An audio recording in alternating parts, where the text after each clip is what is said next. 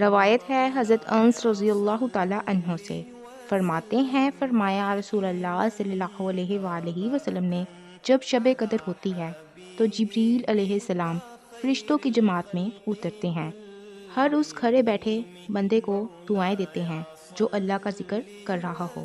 پھر جب بندوں کی عید کا دن ہوتا ہے تو اللہ ان بندوں سے اپنے فرشتوں پر فخر فرماتا ہے اے میرے فرشتوں، اس مزدور کی اجرت کیا ہونی چاہیے جو اپنا کام پورا کر دے؟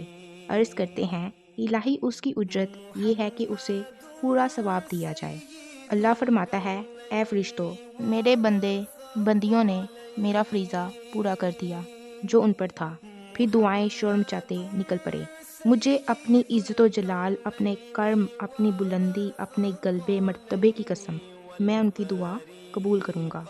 پھر فرماتا ہے لوٹ جاؤ، میں نے تمہیں بخش دیا اور تمہاری برائیوں کو خوبیاں بنا دیا۔ فرمایا پھر یہ لوگ بخشے ہوئے لوٹتے ہیں۔